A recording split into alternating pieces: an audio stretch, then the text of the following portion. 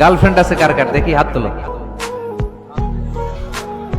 মাশাআল্লাহ, সাহস আছে ওদের, বুকের পাটা আছে। হাত নাও বেটা।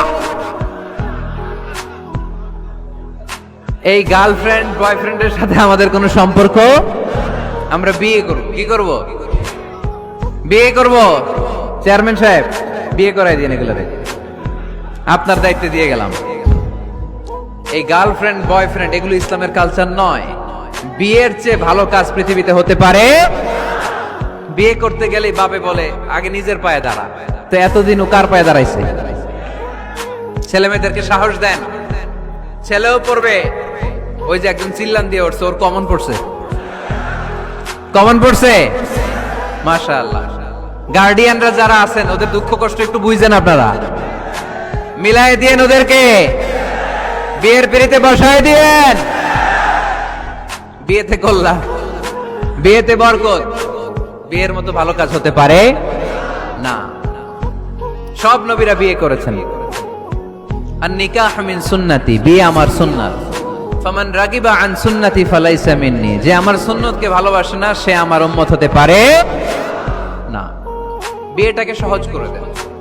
যেই সমাজে বিয়ে সহজ ওই সমাজে জিনা কঠিন, তাই না? যেই সমাজে জিনা সহজ ওই সমাজে বিয়ে কঠিন। আমাদের সমাজে জিনা করা সহজ, বিয়ে করতে লাগে 10 লাখ, জিনা করতে লাগে 1000। ঠিক কি না? 10 লাখ টাকা ছাড়া বিয়ে করা যায় না। এটা লাগবে, ওইটা লাগবে, এই দাও, ওই দাও, মোহর দাও। বিশাল অঙ্কের মোহর। 10 লক্ষ টাকা ধার্য না করলে মেয়ে দিবে না। এরকম আছে না নাই? না, এগুলো আসলে ইসলামিক কালচার না। ছেলের বাবা মেয়ের বাবা উভয়কে আমি বলি বিয়েটা সহজ করে দেন, সহজ করে দেন। ছেলে পড়াশোনা করুক, সমস্যা নাই, মেয়েও পড়ুক, কিন্তু তারা পবিত্রভাবে তাদের সম্পর্ককে মেনটেন করুক। ঠিক কিনা? তাদের এই যৌবনের তাড়নায় যে পাপের সাথে জড়াবে তার পার্সেন্টেজ গুণা বাবা হিসেবে আপনার কাঁধেও আছে না নাই? এজন্য বাবারা সাবধান, মায়েরা সাবধান, বিয়েটাকে সহজ করেন। এই এলাকার যুব সংঘ যারা আছো, তোমরা একটা ক্যাম্পেইন করবা এই মাহফিলের পরে, টাইমলি ম্যারেজ ক্যাম্পেইন।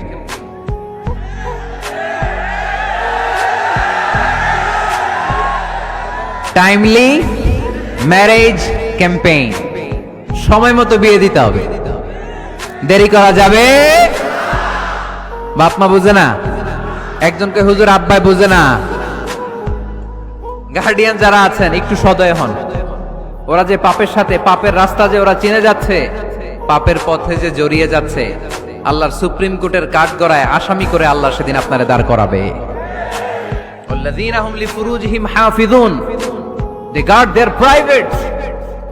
মুকদ্দামাতুল হারামে হারাম। এট এ গ্ল্যান্স একটা নারীর দিকে চোখ পড়ে যাওয়া এটা হারাম না, কিন্তু এই চোখ পড়ার কারণে এটা জেনার দিকে নিয়ে যাবে, এজন্য এটাকেও হারাম করেছে কে? মুকদ্দামাতুল হারামে হারাম। এই নজরটা বড় খারাপ। আর নাযার সাহামুন মাসমুমুন মিন সিহামি ইবলিস। এই নজর হচ্ছে শয়তানের বিষ মাখানো তীরের মধ্য থেকে একটা ভয়ঙ্কর তীর। এই তীর দিয়ে শয়তান যুবক আর যুবতীদেরকে কাবু করে ফেলে। আমরা শয়তানের হাতে ধরা দিতে চাই না, আমরা বিয়ের মতো পবিত্র বন্ধনে আবদ্ধ হতে চাই। ঠিক কি?